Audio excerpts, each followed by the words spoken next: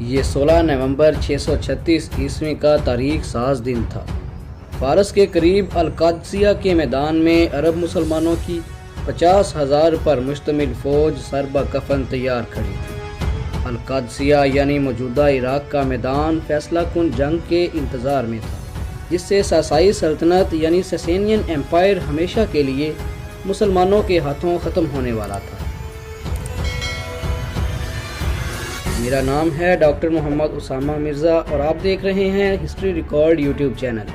ناظرین، ایک طرف مسلمان سپہ سالار حضرت سعد بن نبی وقاص رضی اللہ تعالیٰ عنہ تھے، جبکہ دوسری طرف شاہ فارس یزدگرد سوم کی فوج کا خاص سپہ سالار رستم فرخ زاد مسلمانوں سے تقریباً 3 گنا بڑی 1,50,000 پر مشتمل فوج لیے پریشان کھڑا تھا۔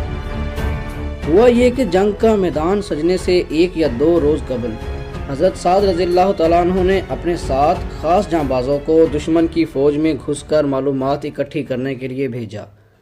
ان جانبازوں نے چند میلوں دور ہی رستم کی فوج کو سامنے کھڑا دیکھا۔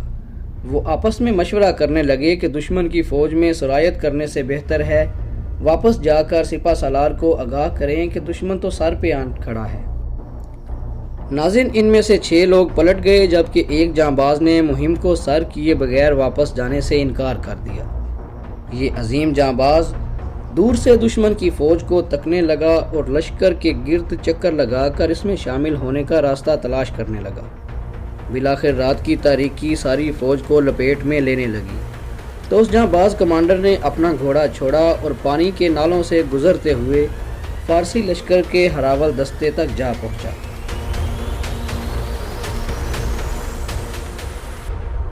جس میں 40,000 سپاہی موجود تھے۔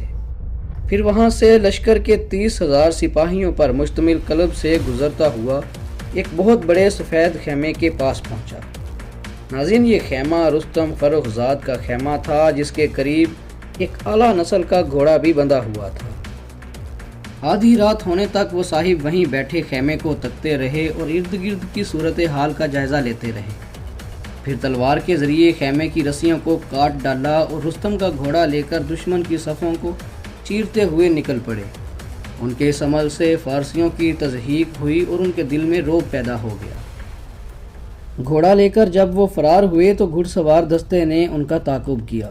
جب یہ دستہ قریب آتا تو آپ گھوڑے کو تیز کر دیتے اور جب دور ہو جاتا تو اپنی رفتار کو کم کر لیتے تاکہ دشمن کا فوجی دستہ ان کے ساتھ آ ملے، کیونکہ آپ چاہتے تھے کہ آپ حکم کے مطابق ان کے ایک سپاہی کو قیدی کے طور پر حضرت سعد کے پاس لے چلیں۔ چنانچہ 3 سواروں کے علاوہ کوئی بھی ان کا تعاقب نہ کر سکا۔ انہوں نے ان میں سے 2 کو قتل کیا اور تیسرے کو گرفتار کر لیا۔ یہ سب کچھ تنے تنہا سر انجام دیا۔ آپ نے قیدی کو پکڑا، نیزہ اس کی پیٹھ کے ساتھ لگایا اور اسے ہانکتے ہوئے حضرت سعد رضی اللہ تعالیٰ عنہ کے پاس لے گئے۔ وہ فارسی حضرت سعد رضی اللہ تعالیٰ عنہ کو دیکھ کر بولا کہ مجھے جان کی امان دو تو میں تمہیں سچ بتاؤں گا۔ سعد رضی اللہ تعالیٰ عنہ کہنے لگے، تجھے جان کی امان دی جاتی ہے اور ہم وعدے کی پاسداری کرنے والی قوم ہیں، لیکن شرط یہ ہے کہ ہمارے ساتھ جھوٹ مت بولنا۔ پھر سعد رضی اللہ تعالیٰ عنہ نے کہا، ہمیں اپنی فوج کے بارے میں بتاؤ۔ فارسی انتہائی دہشت ناک اور ہذیان کی کیفیت میں کہنے لگا، اپنے لشکر کے بارے میں بتانے سے قبل میں تمہیں تمہارے اس آدمی کے بارے میں بتاتا ہوں۔ وہ کہنے لگا کہ میں بچپن میں عظیم لوگوں کے کارنامے سنا کرتا تھا، آج دیکھ بھی لیا۔ پھر کہنے لگا کہ تمہارے اس آدمی نے 70,000 سپاہیوں پر مشتمل 2 فوجی چھونیوں کو عبور کیا، جسے ایک بڑی فوج بھی عبور نہ کر سکتی تھی۔ پھر سالارے لشکر کا خیمہ کاٹا، اس کا گھوڑا لے کر بھاگ اڑا۔ گھڑ سوار دستے نے اس کا تعاقب کیا، جن میں سے محض 3 ہی اس کی گرد کو پا سکے۔ ان میں سے ایک مارا گیا جس کو ہم 1000 کے برابر سمجھتے تھے، پھر دوسرا بھی مارا گیا جسے ہم 1000 سپاہیوں کے برابر سمجھتے تھے، اور وہ دونوں میرے چچا زاد تھے۔ وہ کہنے لگا کہ میں نے اس کا پیچھا جاری رکھا اور ان دونوں مقتولین کے انتقام کی آگ سے میرا سینہ دہک رہا تھا۔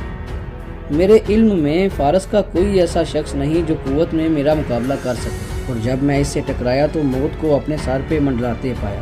چنانچہ میں نے امان طلب کر کے قیدی بننا قبول کیا۔